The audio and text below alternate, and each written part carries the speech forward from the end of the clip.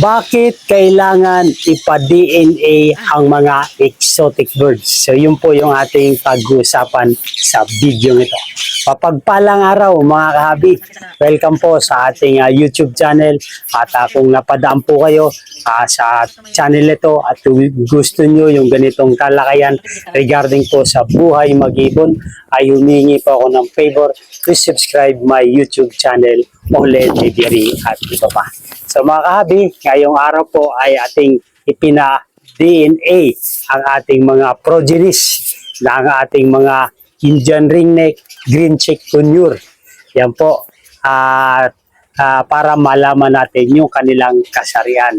So bakit nga ba kailangan ipa-DNA ang mga exotic birds tulad ng ating ginagawa sa ngayon? So shoutout muna po sa nag-DNA ng ating mga exotic birds na si Jai Ho sa taga-Ginubatan po. Shoutout po sa inyo at maraming pong salamat. So kinakailangan ang DNA testing sa ilang exotic birds dahil sa mga sumusunod. Depende sa species at sitwasyon.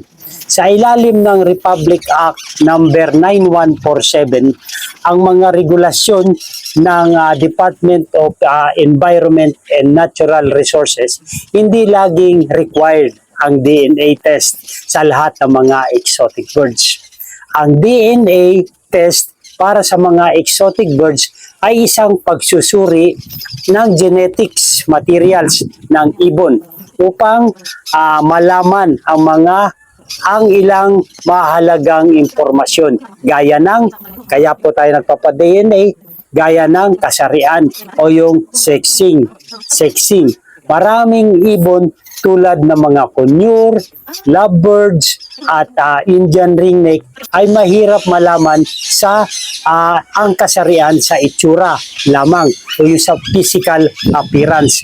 Ngunit sa DNA test malalaman kung lalaki, male o babae, female ang ibon. So yung po, isa po nga dahilan natin kung bakit po tayo nagpapa-DNA sa ating mga exotic birds o sa ating mga ibon para sa kanilang gender o yung kanilang kasarian. Dahil may mga ibon po na physically ay nadidetermina natin yung kanilang mga gender tulad ng Eclectus, nadidetermina natin yung kanilang mga gender na physically. Tapos yung ibang mga kakatil ay nakikita din natin physically ang kanilang gender. Ngunit ang mga ibang exotic birds na hindi nakikita physically ay ito lamang pong paraan para ma-determine natin ang kanilang gender, yung DNA testing. Tulad nung sa atin ngayon, yung ating Indian ringneck, green cheek conure ay ating pong ipina-DNA dahil po mahirap physically or sa ma-determine sa kanilang itsura yung kanilang gender. So although yung mature na Indian ringneck ay malalaman na natin around 2 years old dahil magkakaroon na po ng ring ang mga male. So yung pangalawang pong kadahilanan para may pa-DNA natin ang ating mga alagang ibon ay para sa tamang breeding program. So kung tayo po ay nagbe-breeding program ay napakahalaga po ang sexing o yung DNA ng ating mga ibon. Nakakatulong ito upang maiwasan ang maling pagpaparis ng mga ibon at pagplano ng maayos na ang pagpaparami. So yun po, kung tayo po ay nagbe-breed, lalo-lalo na po yung mga nagpa-project tayo, nagpa-project mutation, napakalaga po ng mga gender ng bawat species. Kaya po natin sila pinapa-DNA. So at ganoon din po, doon sa pagbebenta, napakalaga rin po dahil nadidetermine natin kung ano po yung ino-offer natin or ina-out natin na mga species, kung ano po yung gender. Dahil may mga buyer po na naghahanap po ng DNA result na. So kung meron pong DNA result na yung ating mga pang-out, ay malaki pong advantage iyon sa mga buyer dahil nalalaman na po yung DNA ng isang species. So pangatlo po mga kahabi na dahilan kung bakit natin pinapa-DNA ang ating mga exotic birds ay para sa maayos na record keeping at dokumentasyon. Ang tamang pagkakakilanlan ng bawat ibon ay mahalaga sa pagpapanatili ng breeding records at inventory. So yun din po ang kahalagahan ng merong mga DNA para sa ating record keeping at sa dokumentasyon. Katulad halimbawa, ng ating mga parents ng ating mga species, kung ano yung mga progenies nila, may susulat na po natin sa record yung mga gender ng mga progenies nila.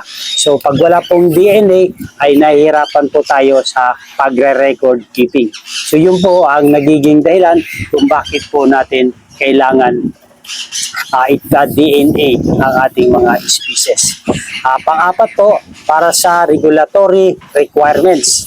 Sa ilang pagkakataon, maaaring hilingin ng DNR ang DNA result bilang karagdagang ebidensya para sa permit processing o pagpapatunay ng impormasyon tungkol sa mga alagang ibon. So yun po, hindi naman po requirements ng DNR, bagkos may mga ilang pagkakataon na hinihingi ng DNR yung mga result ng DNA ng ating mga species.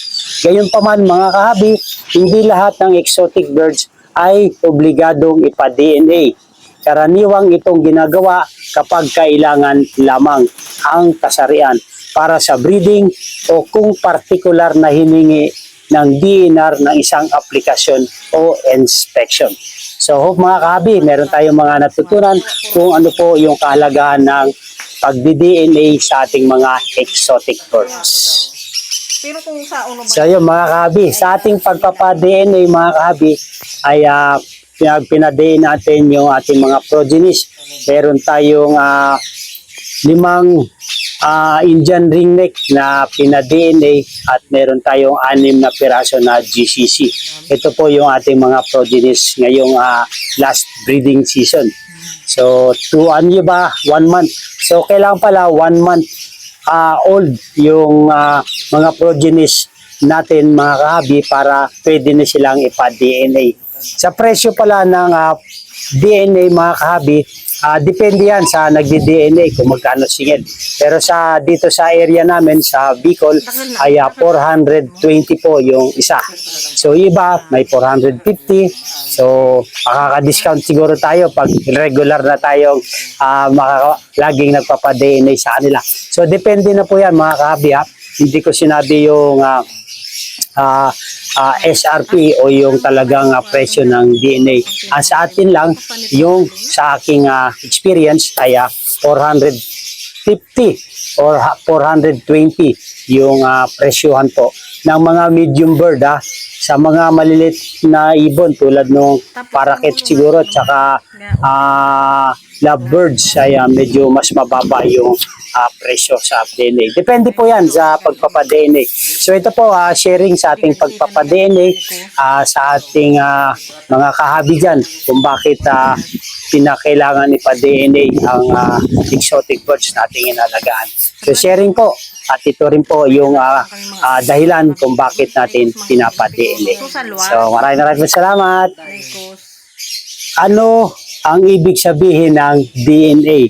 Ang DNA ay nangangahulugang deoxyribonucleic acid.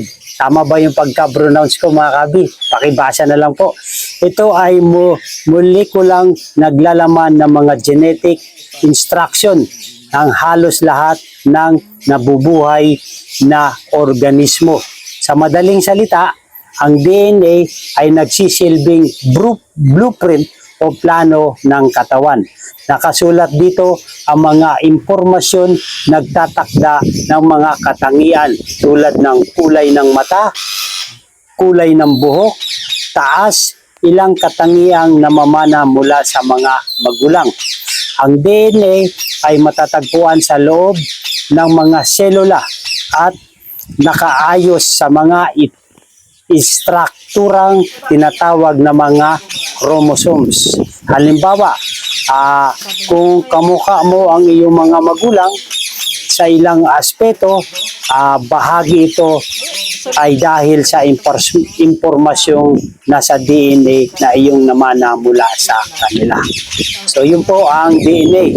So, yung DNA naman ay sa ibon naman po natin i-apply. So, tara, let's go. Pag-usapan po natin ang DNA. Ginupatan. So, paano gawin ang pagpapa-DNA? Kukuha ng ilang balahibo o maliliit na sample ng dugo.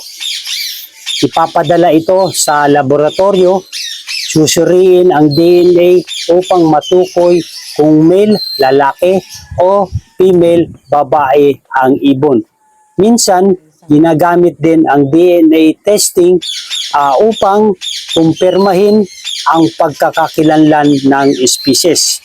Suriin ang relasyon ng mga ibon para maiwasan ang inbreeding. Maghanap ng ilang genetic na kondisyon. Kaya po tayo nagpapa-DNA.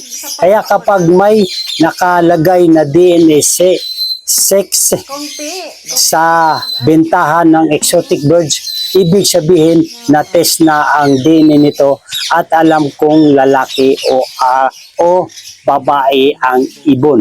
So yung pala ang pag mayroon tayong nakita na mayroong tagging na ng ating mga na binibenta ng mga ibon na DNA sex, ibig sabihin ay meron na po itong resulta na pagkakakilanlan ng kanyang gender.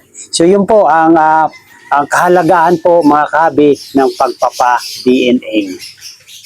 So mga kahabi, kung gusto nyo yung ganitong talakayan regarding po sa buhay mag-ibon, ay humingi po ako ng favor. Please subscribe my YouTube channel, Olen Aviary at iba pa. Maganda ang buhay pag meron tayong kaalaman sa purpose ng ating pagpapa-DNA sa ating mga exotic birds. Mabuhay and God bless. Thank you for watching!